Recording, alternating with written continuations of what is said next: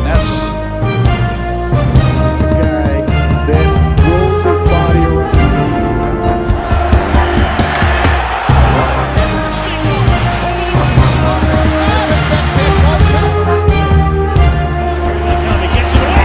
Mike Drop Sports. Steel City Live. What is up, everybody? Welcome back. Welcome back here on a Sunday as we are one day away. Well, about 24 hours away from the Pittsburgh Steelers taking on the Miami Dolphins. We will go through what has happened so far today in the AFC, leaving the Pittsburgh Steelers in what could be a must-win situation. Some good injury news for the Pittsburgh Steelers, a team as of late that's not had really any good news along the injury front. However, here we are. Getting a couple pieces of good news for the Pittsburgh Steelers. Also, a TJ Watt fine days after a collapsed lung due to a dry needling event that occurred on the south side of Pittsburgh at the Steelers facility. We'll talk about that. And again, we will talk about the dynamics of the AFC North and what is going to have to happen and what could possibly transpire tomorrow. Monday night in the Steel City in a very, very cold game, guys. The low for the day will be 9, and it's going to be in the 20s and the highs. So it's definitely going to be very troublesome. The snow has fallen. I hope everybody stayed safe during that. But this is going to be a very, very cold game. It is going to be a game to where the hits are going to be at a premium because when it's cold and you're laying lumber like that, it definitely adds up and it takes its toll throughout the course of 4 quarters of football, especially at the NFL level, and it is something that has to be put in as a factor to this game. Can the Miami Dolphins and Tua Tagovailoa come in very extreme cold temperatures from South Beach and be able to handle it? They do play teams like the Jets. They play the Patriots and the Bills. They are in a division that is very cold. They are the only team that is a warm weather team. But they are able to do those things sometimes, go and win on the road in those cold environments. So it's not totally, they're from South Beach. The cold is going to totally affect them. But I feel like Tua Tagovailoa definitely slows his ability to be able to do the big things, the special things in those cold environments. And we've seen that over time. Also, their major running back is expected to play for the Miami Dolphins. So that is going to be something for a Steelers team that has been reeling in the run game, giving 200 plus yards a game on rushing here over the last several weeks. It feels like forever, doesn't it? So we're going to talk about all of that. Also, we're going to answer all your comments, questions, and concerns here on Steel City Live, only here on Mike Drop Sports. Please hit the like, share, and subscribe if you're not already. Also, hit that hype button. We truly appreciate it. Black and Gold in the house. He has been here early. And by later early, you are right on time, baby. AWOL, Bang Bang Steeler Gang. What's up, man? Good to see you, my friend Grant, in the house. Jason, God bless. Always look forward to these lives. I heard we might have Harmon tomorrow. Got any scoop on that? No, I think that's still up in the air, Grant, and God bless you, man. I hope you have had a blessed weekend and enjoyed yourself thus far. And hopefully, if you're in one of these cold weather places that got all this snow, hopefully you were safe, my friend. But no, I think that's still up in the air. I'm talking about the Darnell Washingtons and Kyle Duggar. They are going to be back. So we're going to talk about that. But Grant, good to see you, my friend. Daniel Barry, Sports Highlights in the house. Happy Sunday, my friend. Definitely good to see you, Daniel. AWOL says Miami can't handle this weather. But guys, they play in the AFC East. That's what I say, Bang Bang. I don't know. But I think I've seen it too, to where we've seen them go into playoffs in a very, very cold game against the Kansas City Chiefs and lose.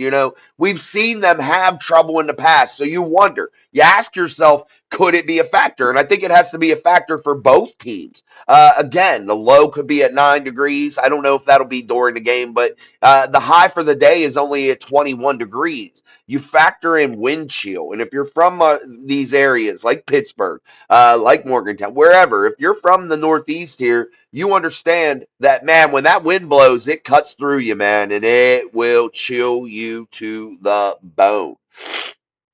Adam, what's up, man? Good to see you. Have to stop the run. Also, go up multiple scores to make them pass. Absolutely. You got to force teams into being one dimensional, especially if you're playing in these snowy, cold weather type environments. You got to force the issue early, man. And I try to tell this to my youth team all the time. And I try to tell this even to my kid when he's wrestling.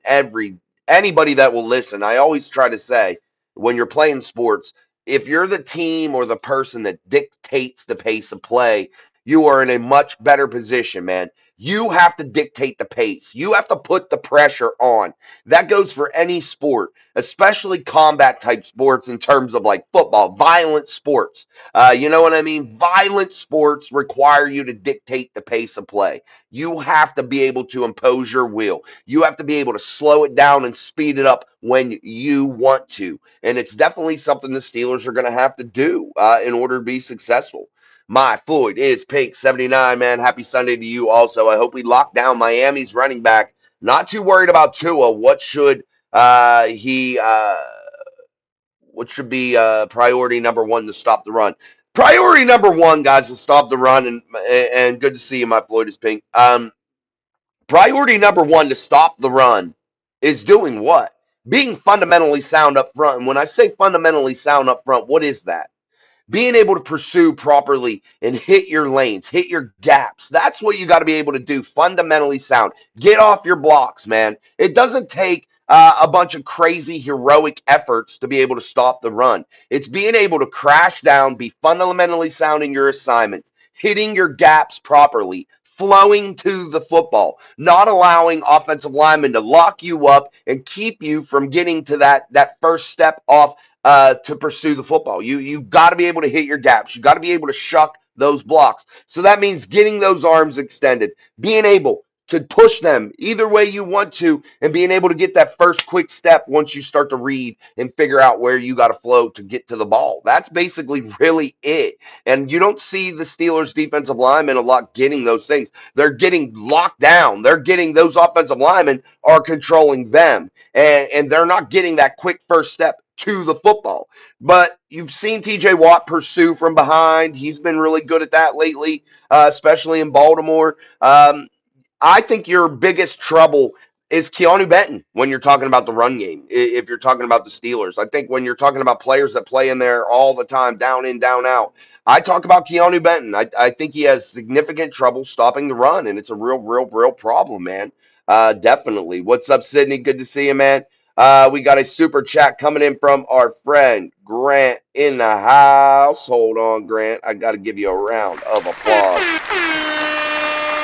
Thank you, man. Definitely appreciate those super chats, guys. Those are always available. Appreciate you so very much. And Grant says, Merry Christmas. I hope we win like the 05, get some real momentum going into the postseason. Baltimore's still right behind us. I think Broncos are legit. Patriots, maybe not so much. Whole conference is open. If you talk about any year right now, Grant, any year in the last 5 that you've been talking about and you're thinking of yourself as a football fan in your head, can it be done? Can you take this thing over? And the answer is yes. The Bills are beatable. The Steelers were winning that game going into halftime and fucking blew it. And that's a problem. The Steelers beat the Patriots. The Steelers have proven they can win big games throughout this season, but the consistency isn't there. And I think right now, here late in the season, if you're talking about a football team like the '05 Steelers that caught fire late in the season to pursue that fifth Lombardi trophy,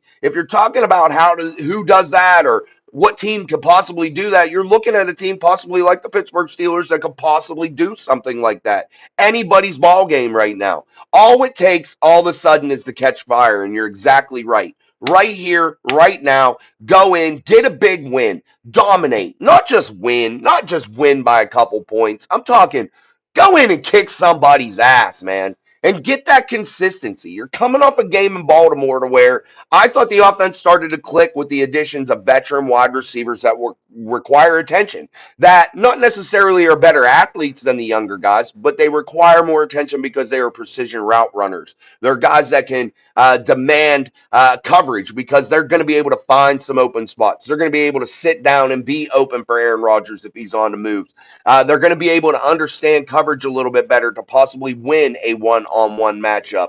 It's going to demand that DK Metcalf doesn't get rolled over to the top all the time with the double coverage. You're going to see different things with those veterans in there. Now you need to put the veteran mix in and allow some of these young guys to sprinkle in and do some of those special things athletically that they can do. So do I think the Steelers are possible? Yes. I think the Broncos are the most legit team right now in the National Football League in terms of the AFC conference. I think the AFC right now is ran by the Denver Broncos. I don't want to admit that all the time because I want it to be the Steelers. But right now, I think the Denver Broncos run the AFC. They are the team that's got to be beat. They are the team that's controlling this conference, if you ask me. I think the Patriots are a team that can beat anybody. But I think also they are a team that can be beat at any time, even at home. I think the Steelers have proven that. I think the Bills shown you that today after being down 21-0 to the Patriots. The Patriots dominating that football game, and all of a sudden, who comes storming back? The Buffalo Bills, just like they did in Pittsburgh, but they were down far less. But still, they came back and did it and did some special things. You saw the Baltimore Ravens today take care of the Cincinnati Bengals. The Bengals just get embarrassed by the Ravens at home. Joe Burrow throwing a pick six. Van Noy picks it and then gives it to somebody else. It's just crazy to me of how crazy close this league is in terms of competition. But again, I agree with your comment there, Grant. It was a good one, and thank you again for the super chat. What's up again to Sydney? Good to see you, my friend. JD in the house. What's up, my brother? Good to see you, big JD. My Florida's Pink 79. Lancaster, Pennsylvania, calling in. LOL. Yeah, the wind gets cold here. I agree. Yes, Lancaster, you're definitely getting some cold weather, no doubt about it. Black and Gold 36 says this game is the start of our playoffs. We win, we're a half game up in the division. We lose, we're out of the playoffs, and the Chargers and Bills have the tiebreaker over us. We have to win more than the Ravens. They win, they're more than a half game up because of why? They hold the tiebreaker, and the Steelers will be 8-6 instead of 7-7 like the Baltimore Ravens. So they'll be like a game and a half over top of them, black and gold, if they win. Now, if the Steelers lose to the Miami Dolphins, they will still be in first place, guys. Still be in first place. So we got to take a look at that. Let's take a look right now at the AFC North Conference. Right now, Steelers sit atop of the AFC North after a decisive win last Sunday in Baltimore and definitely prove that they should be right now ahead of the division. 7-6, they beat the Ravens again, who won again in Cincinnati today. And the Bengals now slide to 4-10. They are out, guys. The Bengals are out. They are done. There is nothing more they can do. They have 10 losses, 4 wins. They are out of it. Ravens 7-7 again. Just a game, basically a game the Steelers hold now over the Ravens because of that win that they have against the Ravens. So definitely you look at the AFC North and it's between two teams right now, and the Steelers have to show why they deserve it this week on Monday Night Football in primetime in the cold against a very formidable AFC East opponent in the Miami Dolphins. So that's to take a look at the AFC North. Let's take a look at what we're going to be going up against here. And the AFC East had a little bit of action happen today. The Buffalo Bills improving to 10-4. The Patriots up or slide down to 11-3. That could be very pivotal, guys. Now you have something in terms of a race for the AFC East crown, which could slide a very good AFC East Patriots team with 11 wins out into that wild card type thing. So if you're the Steelers, you're not going to be able to make it in there. There's too many good teams. You look at the Patriots that have 11 wins. You look at the Bills that have 10 wins. So Dolphins, Jets, pretty much out of it. So the Steelers got to be able to handle business against them. You look, there's only 2 teams in it right now for the AFC North. And then you look at the AFC South, a surging Texans team. I don't think the Colts win another game. They are 8-5 right now. You look at the Jaguars, 10-4. That's another 10-win football team. The Texans with 9 wins. I just don't see how it's possible unless you win the division to make the playoffs if you're the Steelers. Then you look at the big one, another 10-win football team in the Chargers, the Broncos, 11-2, who I think will finish with 13 wins. That's where I think the Broncos finish, 13 wins this season in the regular season, and I think they will hold the number one seed, and that's how I think it shakes out still. But you look at everything transpiring, you're going to have the Patriots or the Bills become the number two seed. That's what's going to happen. Patriots or the Bills, in my opinion, become the two seed. That's how I think it's starting to shake out as we're reeling down here. The Bills, can they be beat? Absolutely. But I think that's how it's starting to look. I think you're going to see the one seed in the Broncos, then it's going to be a flip. And that's going to put a Patriots or Bills team more than likely what? Coming to Pittsburgh, right? It's probably how it would work. Or no, probably not. Maybe. Yeah, we went all through that. We'll go through it better. I have to look at it, but after today's game. But that could possibly be it. What's up, Aaron Derrick, respiratory therapist? Good to see you there, man. Congratulations again on your thing, passing your college, and make sure you're studying for that TMC and shit, man. Definitely get that going, man. Oh damn! I was really hoping Joey B would have moved the Ratbirds out of the way. Shaking my head. Absolutely, Aaron. I agree, man. What's up, Fred? He said, okay. Black and Gold 36. The QB and playmakers have not been on the same page this season, and we need to make plays to get these guys involved. We will need all hands on deck. Yeah, and it all boils down to consistency, guys. Absolute consistency. That's what it boils down to right now if you're the Pittsburgh Steelers. It boils down to utter consistency. Can you start to be consistent and build off what you did in Baltimore? That is the simple way this thing has to go for the Steelers. It's can you find consistency? But not having TJ Watt is definitely going to hurt, no doubt about it. But let's talk about that real quick, Black and Gold, now that you bring up some of the playmakers and things of that nature. Steelers linebacker TJ Watt fined $11,593 for a late hit against the Baltimore Ravens in Week 14. The play happened with 2 minutes 12 seconds left in the second half. When Watt jumped on a pile of players to bring down the Ravens running back Derrick Henry. Henry was still up when Watt joined the play, but the league deemed it a late hit, fining him before week 15. So a $12,000 drop in the bucket. TJ Watt makes that in about 2 seconds. But still, I wouldn't want to pay 12 grand to anybody for something that I don't really believe was a late hit play, but is what it is. Mark Malone in the house. Good to see you, Mark Malone. Hopefully we get the Chargers, not the Bills. Yeah, I agree, Mark. We're gonna have to dive into that as it gets closer and go over each individual possibility. But the Steelers got to still take care of business. That's the thing right now, guys. We cannot count them into the playoffs just yet and say we want to play this team or we want to play that team. And I find myself doing that all the time lately. But we can't do that. We can't do that because the Steelers could very well fall out of this. They could very easily fall out of this, guys. Very, very easily.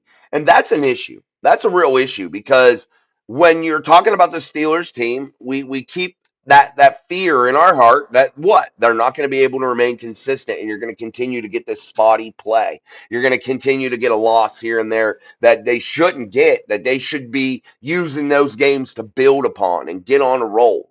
And then you look at the Steelers and say to yourself, well, there are moments that you're really, really happy, like certain halves of football to where, they're beating up on good teams. They're not killing them, but they're being very competitive. They're leading in the ball game. They go into halftime leading. And then they come out in the halftime after halftime and the consistency isn't there. And they just lay an egg. Those are the two sides of the Pittsburgh Steelers that, are really, really hard to understand here. Black and Gold 36 says the last time Miami came up here to play us in the cold, we crushed them in the wild card game with AB and Bell going off. Yes, guys, do you remember the hit that Bud Dupree put on the Miami Dolphins quarterback at the time? I cannot remember his name. If you guys remember, thank you, and put it in the chat. But Bud Dupree absolutely decleated this dude, and I cannot remember his name for the life of me, but he took his soul and snatched it and was looking back to hand it to God. That's how bad he hit him. He was like, hey, I'm Bud Dupree. I just stole this guy's soul, but I want to give it back to you, Father. Here you go. That's the kind of hit that it was. It was crazy. He was just rolling and just depleted that dude, and it was one of the better plays that I've ever seen at Acrisure Stadium. I think I was live that day. Was I live that day?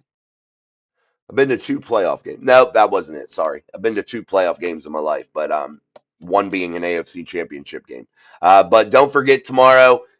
We will talk about that a little bit more on Monday Night Football. Hold on one second. Sydney says, I think that Herbig will step up nicely. He needs more playing time anyway.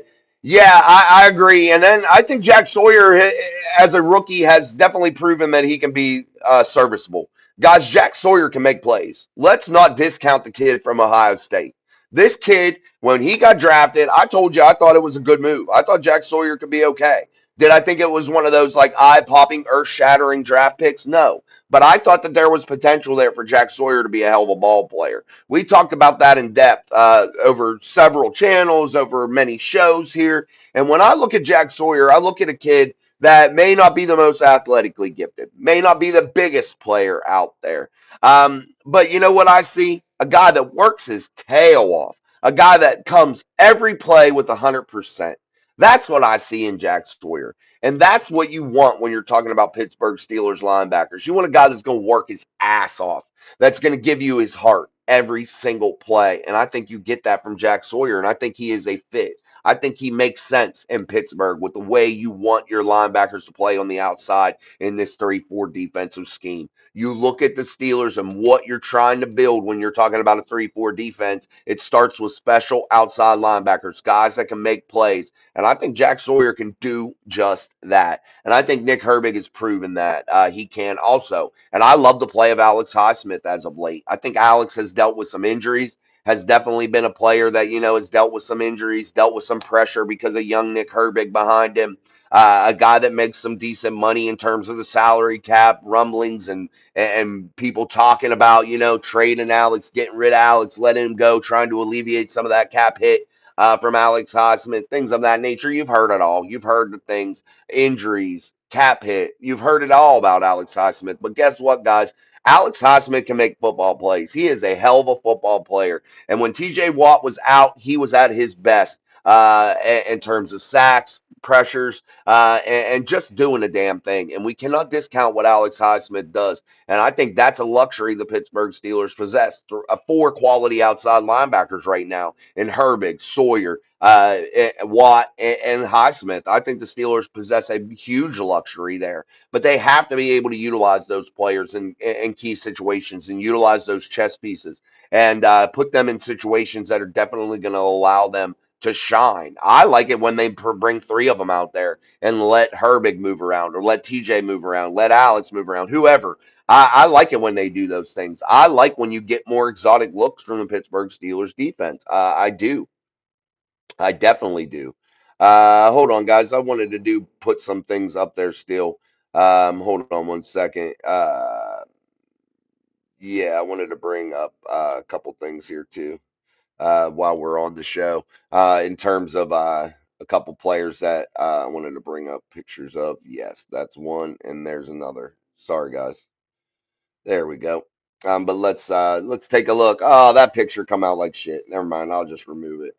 It come out like shit. But anyway, let's talk about safety Kyle Duggar. He'll be back this week. Safety Kyle Duggar, a guy that's meant a lot to this Steelers team, I think definitely deserves a lot of praise in what he's been able to do. But Kyle Duggar, after missing last week and I believe the week before, is due to be back. And I think that's a major key piece for the Steelers because Kyle Duggar has definitely produced a hell of a lot here this season. So Kyle Duggar, in addition, that's a positive in terms of the injury news. Kyle Duggar going to be able to play. And then you look at Darnell Washington, who has been limited in 3 straight practices, but has cleared the NFL concussion protocol. And now you will see big Darnell Washington back. And I got to say, guys, I think that was a key cog in the first half in Baltimore. Having Darnell Washington got this offense moving. And when you saw him exit the game with a concussion, I think you saw the offensive production definitely slow from the Pittsburgh Steelers. Yeah, they had that splash play with Jalen Warren in terms of that catch and run. on the screen. But I definitely think Darnell Washington was a big key cog in why they were able to move the football early because you have to account for Darnell. You have to be able to guard him and you have to be able to guard him well, or I think he can eat you up. And I think Aaron Rodgers is just waiting for the moment that a team discounts his ability. And I think then you will see a big, big game from Darnell Washington. Yes, we have to stay aggressive. When we do, we win. When we go conservative, we lose late in games with injuries to follow. Yeah, conservative in any sport is the stupidest thing you can do as a coach. The dumbest thing you can do as a coach. And the dumbest thing you can do as a player. You talk about individual sports, you talk about team sports. Once you go into a conservative cocoon, I think you set yourself up for failure. You totally disrupt your rhythm. You totally pull a team out that is going and moving and doing things special, all for the sake of trying to go into a shell and just slow things down so much and try not to lose. You can't play like that, guys. You can't play any sport trying not to lose. That's not what you do. You go out there trying to win. And that means doing things that are exciting, doing things that are different, being exotic, changing things up, not allowing your message and your scheme to go stale. That's what you got to do, man. You can't just go, oh, man, we got a 7 point lead now. Let's just try to do things that are uncharacteristic of us right now throughout this football game and just slow it down so much that we're just going to try not to lose. That's how you do lose, right there. And I think the Steelers fall victim to that with Mike Tomlin for a lot. I think they did it against the Bills. I think they've done it several times this season because you look at all their losses this year. Out of their 6 losses, I believe in every single one of those games they have led, and I think the Steelers have blew it every single time. I believe. Now I'm not sure. Maybe there's an oddball in there, but I know it was at least 5 of them that they've led. Mark Malone, I still think the Chiefs will win the East. We win the North. Hopefully, we host the Chargers. I hope you're right, Mark. But here's the thing. I think the Steelers were very competitive again. When you say, I hope we play the Chargers, I think the Steelers could have won that game, guys. You look at that game and you look at how the defense was getting the Steelers, the offense, the ball back over and over. And what happened, though? The Steelers offense wasn't able to do anything with it, man. And that's what killed the Steelers that day. And the time of possession is killing the Steelers. You cannot continue to leave this defense out there for 33 plus minutes a game. You can't continue to do that. It is not good, man. You can't allow a team to run 78 plays to your 40. I mean, I don't know. I'm not saying exact numbers. I'm just saying you can't do those things. And it's a problem, man. 5 sacks that game. Yeah, they were definitely on it. Aaron Derrick, thanks, Jason. I appreciate it, man. It's gonna be mad cold tomorrow. It snowed 3-4 inches last night. Yeah, we got about almost a foot here in Morgantown. My son had a wrestling tournament today in Mount Pleasant, Pennsylvania, but we did get out because you know what was crazy? As soon as we got out of West Virginia, and like I've told you guys, I live like right on the border of PA in West Virginia. Soon as I got out of PA or into PA, the roads always had a clear lane. Pennsylvania, I got to applaud Pennsylvania. And I know people that live in Pennsylvania might not agree because you're just used to it and you might think, oh, they're not as great. But Pennsylvania takes care of their roads awesome compared to West Virginia. I can tell you that. West Virginia, there are still roads that have never even seen a plow truck or never even sniffed a piece of salt. And it's already what, almost 8 o'clock here on Sunday, and it quit snowing a long time ago today. But once my son and I got out of PA, we were able to get moving, man. And I thought we were going to be late, but they extended weigh-ins and things of that nature. So it was absolutely crazy. Um, Aaron, you live in Pittsburgh, though, right? And like I told you, bro, if you need something, you make sure you email me and stuff, references, whatever, because I know how hard it is to start out, and I can give you some tips where to go, how to maybe get moving, and what kind of jobs you may be able to get and apply for, and not to waste your time applying for things that I know will require some different experience and things of that nature. So if you need to somebody to talk to and things, I'm always happy to do that for a fellow respiratory person. Definitely would not forget that I started out once too, and I've restarted before. I've taken a career break, so I've done those things, and I can definitely help you out. Sawyer reminds me of Larry Foote. I love Larry Foote, man. I love Larry Foote. Highsmith has been um, on the side since Harrison. Yeah, I mean, pretty much. I like Bud Dupree too. What's up, Linda Jackson? What's she put in there? Dolphins. Dolphins suck. Yeah, good to see you, Linda. You're allowed to root for the Dolphins here. What's up? What's up? What's up? Zach Curry in the house. Linda also said Dolphins should handle the weather against the Steelers tomorrow night. Yeah, and I think this, Linda. I think a lot of people, and I can tell you're a Dolphins fan, but I think a lot of people put into too much into the away team coming into this. I think both teams have to be able to handle it. And, players come from all around the world or all around the country. Well, nowadays, all around the world. And they culminate inside of the NFL. And some players don't play in cold weather for, high school, college. They don't do it until maybe they get in the National Football League. Then you look at a lot of stadiums in the National Football League are what? Domes, covered or in hot cities, good weather cities.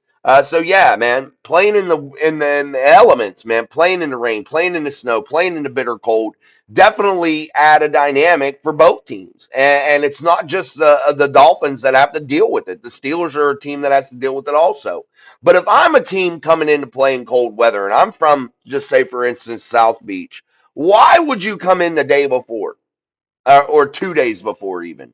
If it were me and I'm coaching those teams and I know there's a chance of weather, I'm going to bring my team up on Tuesday, Wednesday. I'm going to find a facility to practice at and I'm going to get out and practice in those conditions because typically it's chilly, it's cold, it's weather, and you're going to get those elements. And I think the Steelers should be practicing in those all week long.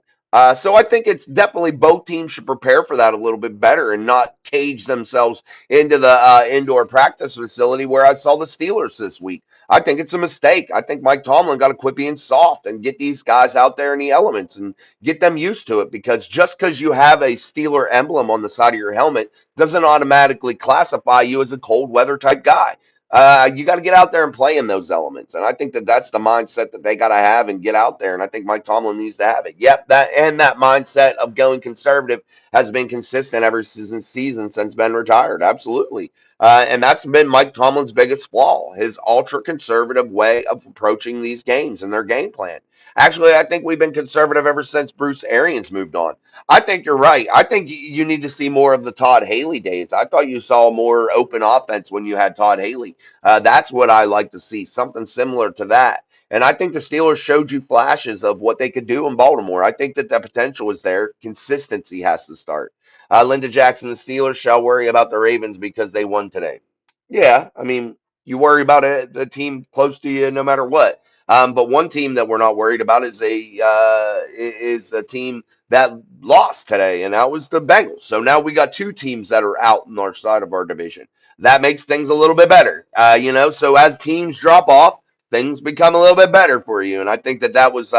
I know we wanted the Bengals to win today, and I wanted them to win for Daniel Warman, one of our loyal listeners. I always like them to win if they're not playing against the Steelers for Daniel because Daniel likes him and definitely roots for him. So I wanted them to win for him, but they weren't able to do it. So how does that benefit the Steelers? Two teams now out in the division. Browns, they're terrible. Shador Sanders, 3 interceptions. I think Shador has played well so far. But these games are going to happen when you're young. 3 interceptions, and I think the Steelers need to take advantage of that in Week 17 when they play them in Cleveland at 1 p.m. Eastern Standard Time in Cleveland in the toilet bowl in the shit stain in Cleveland, Ohio. I think the Steelers need to take advantage of Shorter Sanders and those turnovers that you saw him able to make today. And it's not a good thing at all. So take advantage of that.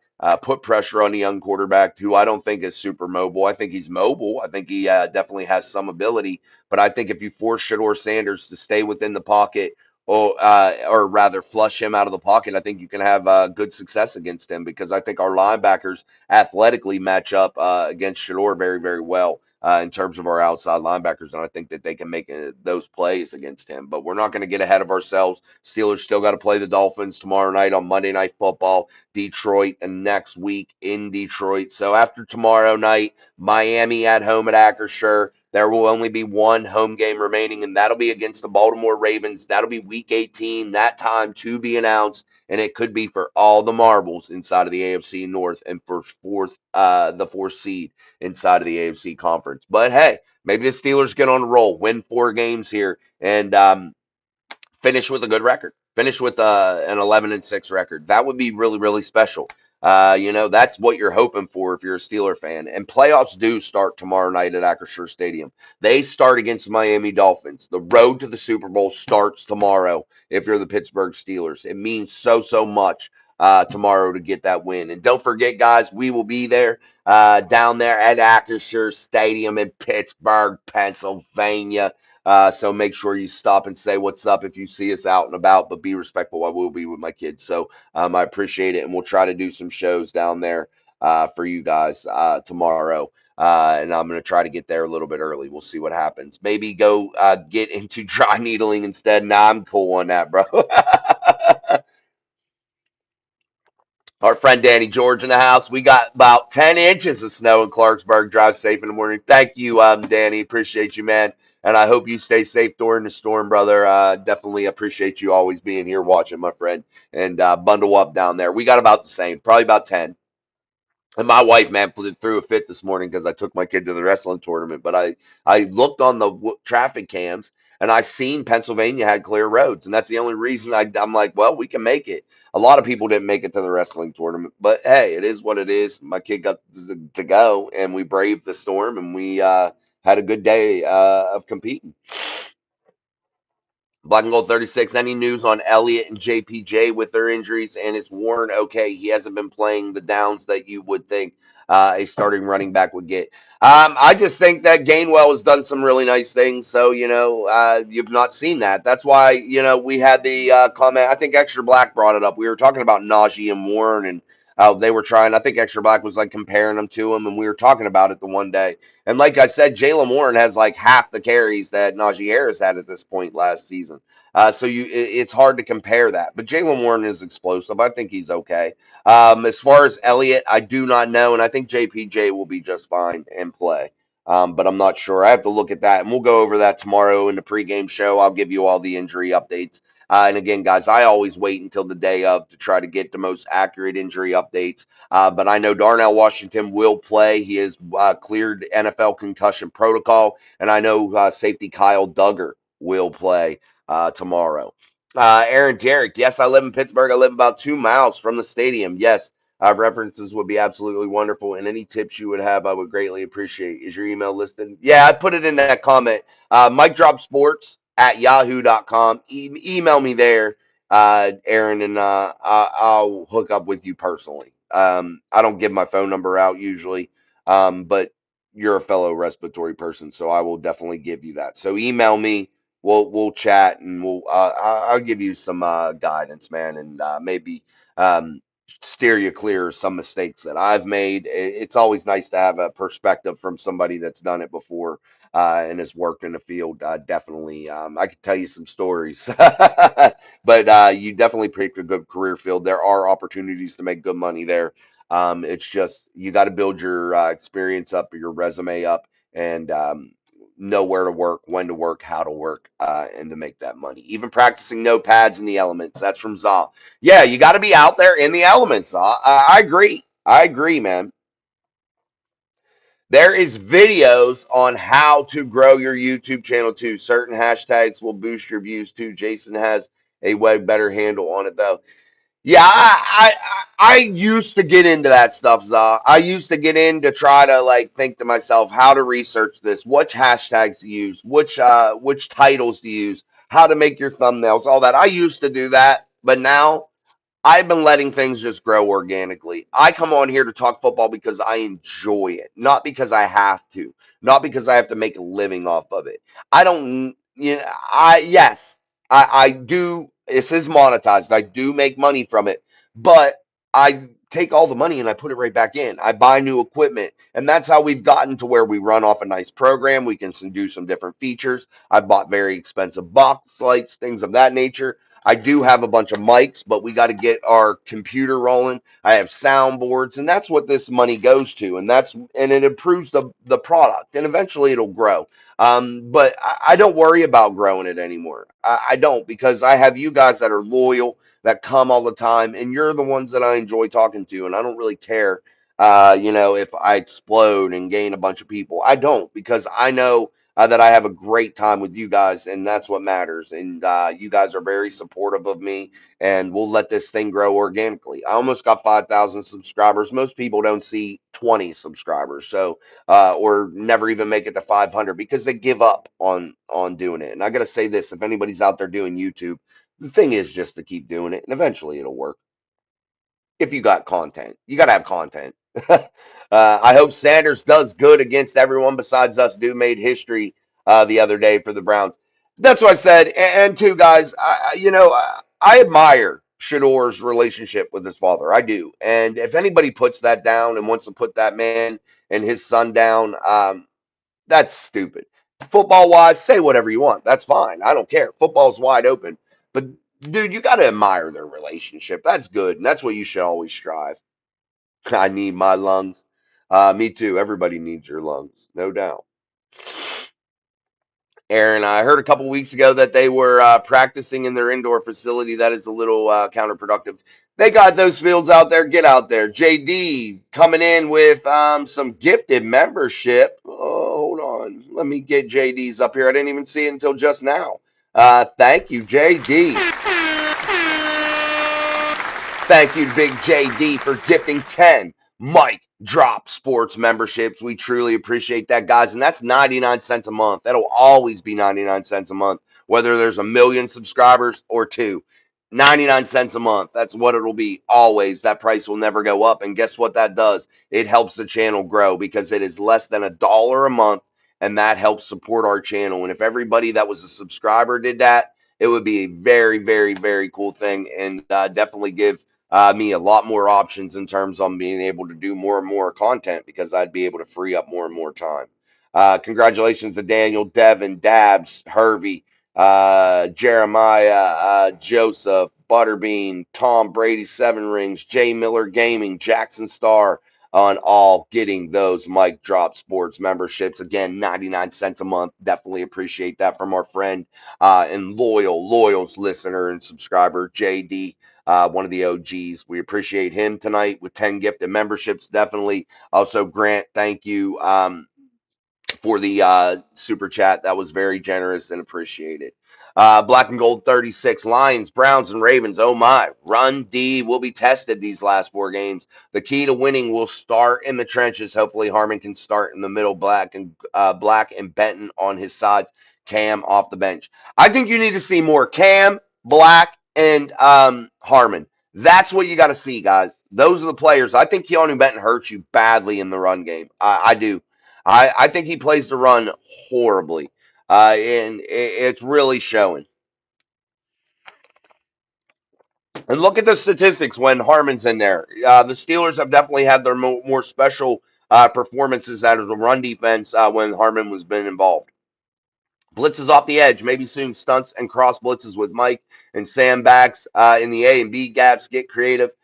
Yeah, and I think they do a lot of it, but I think at the NFL level, you got to be super exotic, man. You got to be confusing opposing quarterbacks into believing pressure's coming from areas that it's not.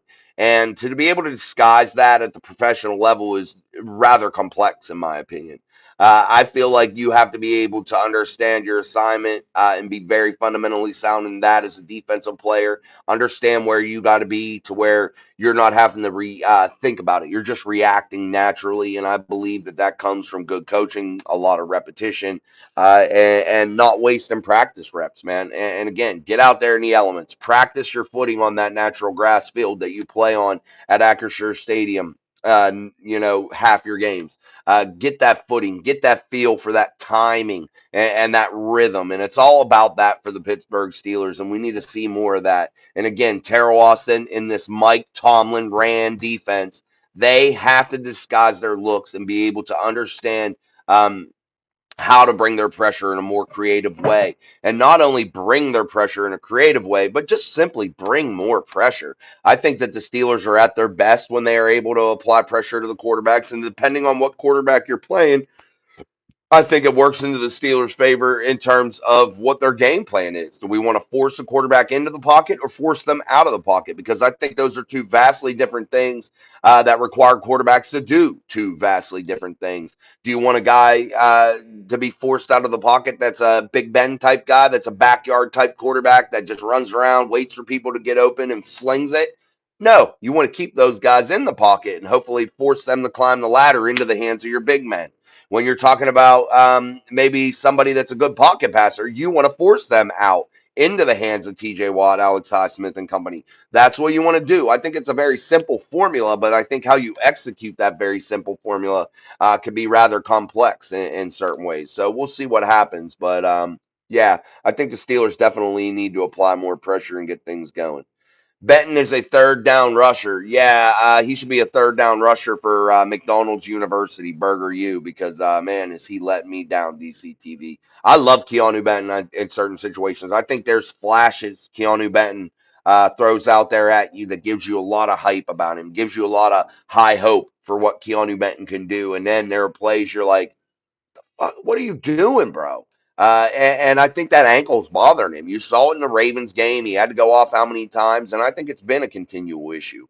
I don't think that first step's there. I don't think he's able to push off as well as we would like to see him for a man of his size and strength. I think he has to win on that first step. When you're talking about Keanu Benton and what he could do best and how his game would be best served would be getting a quicker first step. I think he's got to come off the ball faster than everybody, man. He's got to be able to do that because I don't think he's going to outstrength everybody down low. I don't think he's going to outmove you and outthink you. I think he's just got to simply have a good, quick first step to allow him to just simply get rolling, man. And I think he needs to work on that more than anything. And I think he's slow in his first step. I think that's what hinders Keanu Benton in the run game and in the pass rush game.